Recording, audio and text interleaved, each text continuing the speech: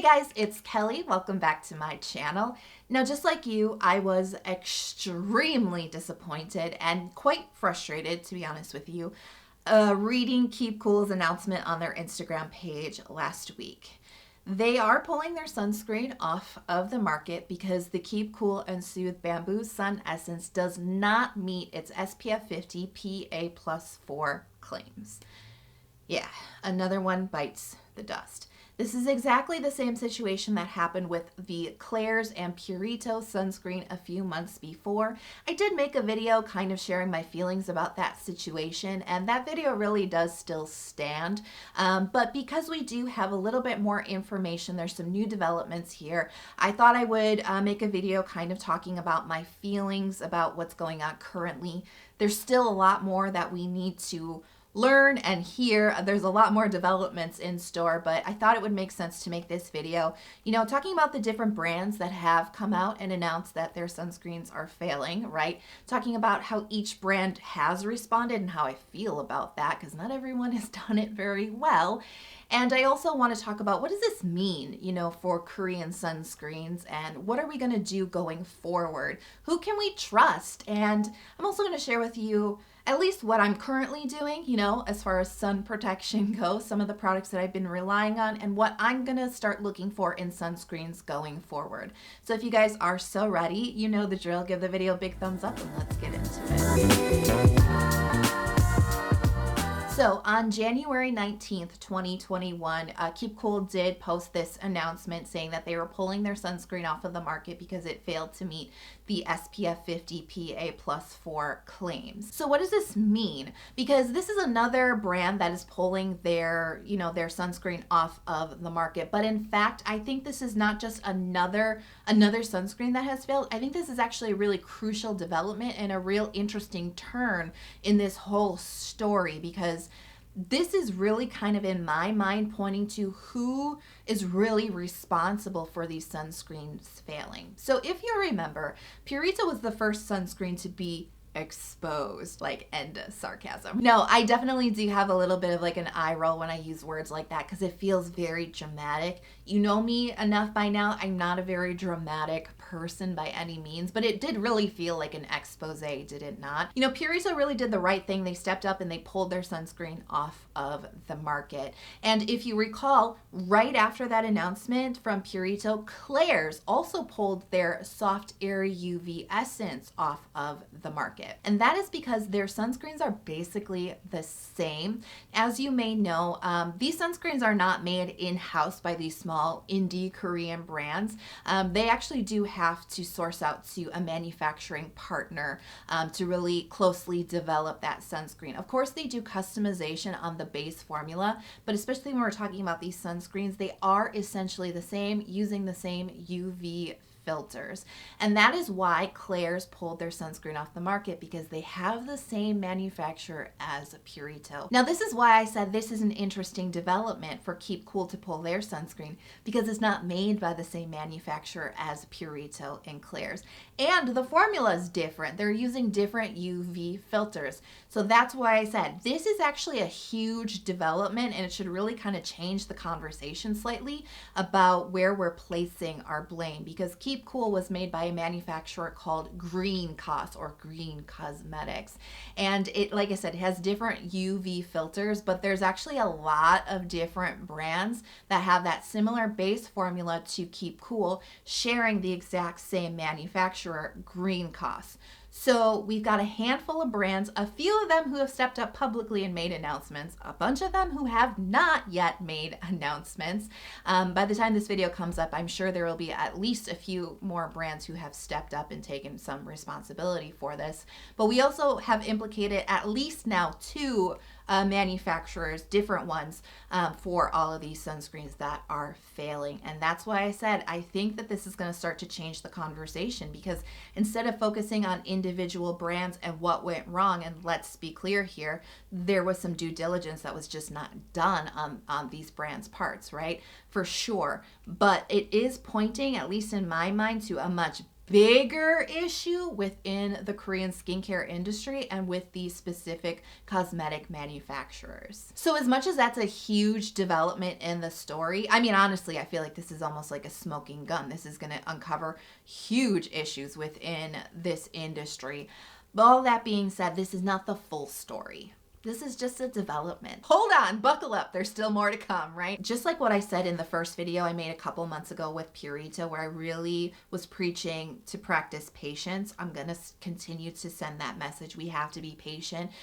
We have to understand that this is just another piece of the puzzle. Like I said, this is so much more deep and widespread than we ever initially thought it was going to be. And so there is more to come. However, in the meantime, this is definitely really important information for us to have. And the first thing that I kind of want to talk about with that is all of the brand's different responses to this issue. So as of filming this video, because I do feel like more brands are going to come out soon, but so far, as of filming this video, Klairs, Purito, and Keep Cool are the brands that have come forward. They have pulled their sunscreens off of the market, and they have all three of them implemented return programs. So if you do have an open product from these brands, you have these sunscreens, you may be eligible to get your money back. I'm going to put some info and links to the official statements from those three brands in the info box below, so you can go explore your options there. But now I want to talk about the different brands' responses. And I kind of already covered Purito. I do want to tell you guys that Purito really has not lost my trust. You know, as disappointing and kind of scary, you know, as it was when we first learned about the Purito Centella unscented sunscreen not meeting the SPF 50 claims, this is a brand I still put so much trust into. And really the reason why is because they are a brand that cares so much about their customers. I have said this so many times before on my channel. They really listen and they really do care, almost to a fault.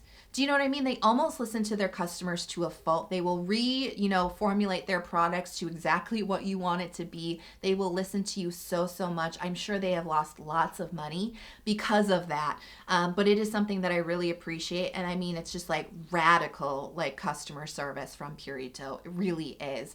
And the way that they handled their announcement, the way they stepped up, the way that they took responsibility, and the way that they initiated their return program, I just think was one of the best responses that you could expect in such a terrible situation. I really do feel that way. And so I am very much looking forward to see what happens with them going forward. Now, there have been some other tests that have been done beyond just the initial test that claimed that the Purito sunscreen only had SPF 19 in it. There's been another test that has recently come out claiming that it's a little bit closer to a SPF of about 28, which makes me feel a lot better, right? Because that's definitely adequate sun protection. So we just gotta be patient. Oh, it's not fun, I know. Klairs, as I mentioned, you know, I really respect that they kind of like took the initiative. They were not under the heat. Purito definitely was, but they were like, you know what, we're just gonna be really cautious, and we're just gonna pull our sunscreen too, because we know it's basically the same. And so they almost kind of volunteered themselves to lose, you know, the profits of selling their sunscreen, because they knew there was a potential there that sunscreen was not doing what it was supposed to do. And so kudos to Klairs as well.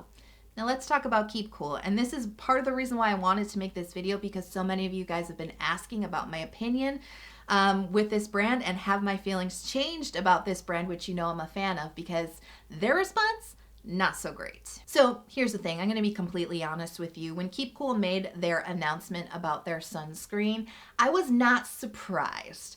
Was I disappointed? Yes. Was I frustrated because yet another sunscreen that I have talked about extensively on this channel has failed?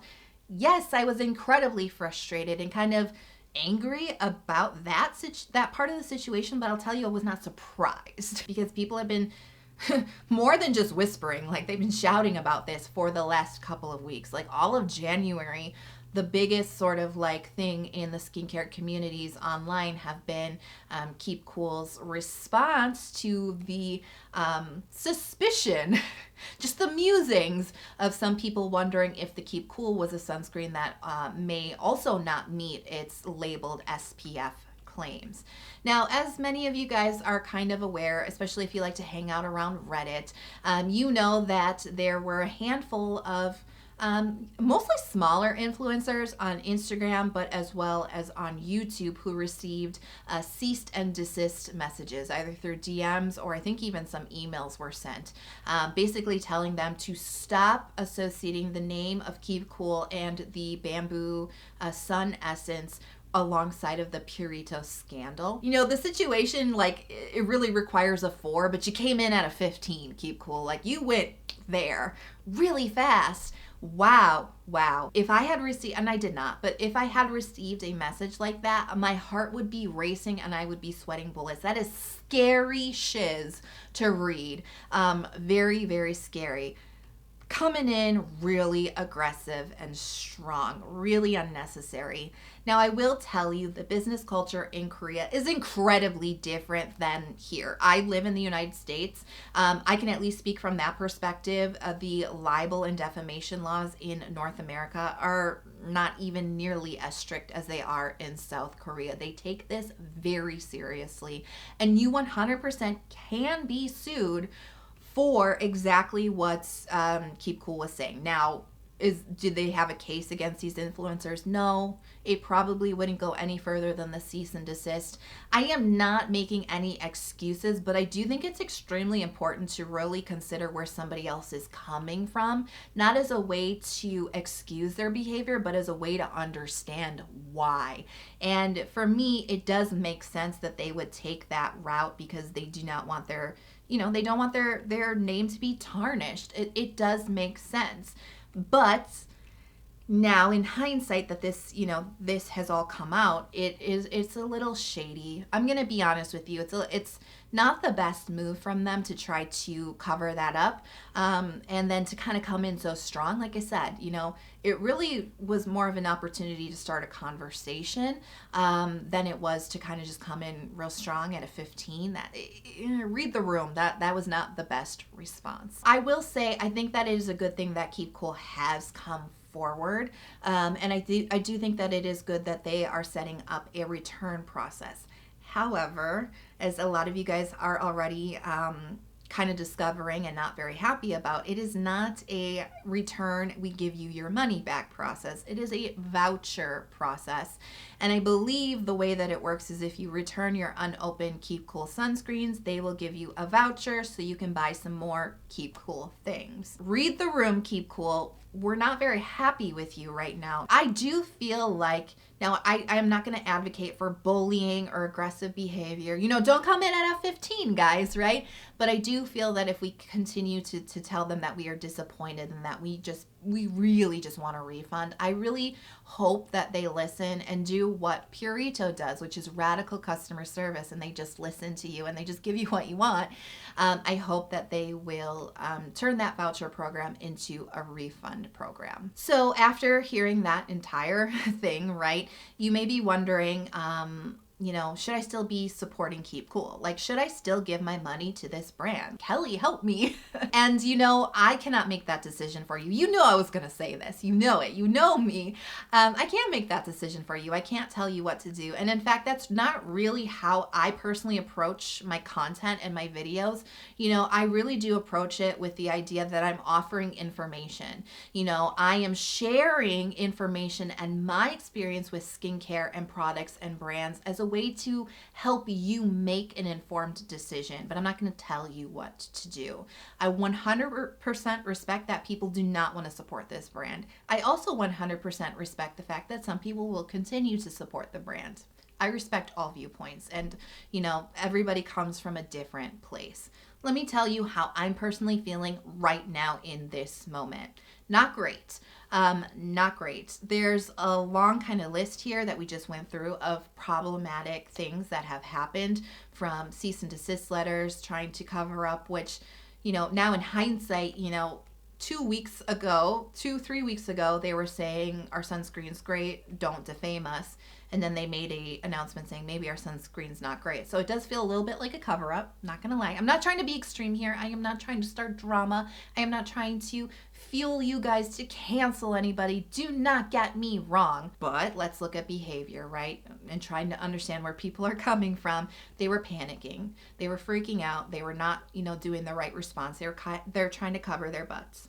And then they took responsibility. And just because they took responsibility does not absolve them of their sins. But what I am telling you is there's a lot of other brands that are getting implicated that are not stepping forward. So the fact that Keep Cool has stepped forward and they are at least trying, that is a step in the right direction in my mind. It may not be enough for you, but in my mind, it is a step in the right direction. I'm still not feeling great, but I do think that taking responsibility after all that nonsense is the right thing to do. So they are on the right track. And I will be interested to see what they do going forward with this situation as more developments come in, right? How they handle themselves. And I always believe that there's opportunity to learn and grow. Keep Cool, I hope they can learn from this. This is a huge learning experience. And if they don't take that lesson, obviously we're going to have some issues going forward. So how do I feel right now? Like I said, not great. I'm not canceling the brand. I have not decided if I'm going to continue to support them. I'm not really going to start talking about them on my channel, at least for a while. I'm going to keep that, I'm not going to talk about them for a while. I want to see how they respond going forward. I do still have unopened products from them, and I hate waste, so I will use those. But like I said, I am kind of just going to see how this all plays out with them before I decide if I'm going to continue to support them. But for now, yeah, the Keep Cool dial is going to be going down a little bit on this channel. So what sunscreen can we use, right? I think that's the next question, the next logical question. That's the one that I'm grappling with right now, because like you, or like many of you at least, I was using the Purito sunscreen. Some of you might have been using Klairs, and then they made their announcement and you're like, okay. So you switch to Keep Cool, and then Keep Cool gets implicated too, and you're like, great, like expletive. I'm not gonna swear on my channel, but you're like, shoot, you know what I mean? Like, now what do? I don't want to get a cease and desist letter from anybody. I told you that would probably give me a heart attack if I ever did, but I will tell you the other sunscreens that are probably going to be pulling their sunscreens off the market, let's just say that, probably Huga, the sunscreen that I like, right, and Be Plain, and I think Round Lab. Those are all made by the same manufacturer as Keep Cool with the same UV filters. So it's very likely that these sunscreens are also going to encounter some problems. I am not saying that it's true. I'm just making an educated guess. Don't sue me. So here's a few things that I've been thinking about. Like I said, I'm kind of on the hunt for a new sunscreen. So this is what I've been thinking about. The first thing I've been considering is the fact that a lot of the sunscreens that are having issues right now are chemical sunscreens. That's not to say that mineral sunscreens can't fail. Purito did take their mineral sunscreen off the market as well. I think it was more of like a better safe than sorry sort of situation, but we'll see what happens there with their mineral sunscreen. They were pretty low percentages of their filters. And that actually brings me to my next point. You may want to look for mineral sunscreens if that's something that suits your skin, but I would highly recommend looking for the percentages of the mineral filters. I think that can kind of ease a lot of minds when you're seeing the percentage of the filters being used, and that can give you a really, really super rough estimate of the type of protection that you might be getting. Now, if mineral sunscreens aren't your thing, I'm definitely a chemical sunscreen girl for sure. I personally am looking for sunscreens that have more than 2 chemical filters in it. From what I understand, the 2 chemical filters definitely can provide enough protection, but it seems like the issue especially with the new generation filters, is that they're actually very expensive. And so it makes sense to cut a little bit of corners, right, and put a smaller percentage of those filters into sunscreens in order to not, have a really expensive sunscreen. But that's going to cause definitely some problems with protection. And it does seem like and I know this isn't going to work for everybody because some people are sensitive to certain chemical filters, but it does make sense when you mix those newer generation filters like Tinosorb S and Uvinyl A+, with the older generation filters like avobenzone, right? So I know that that's not the best answer for a lot of people who are sensitive to the older chemical filters, but that is where you're probably going to get a chemical sunscreen that is going to be giving a lot of protection.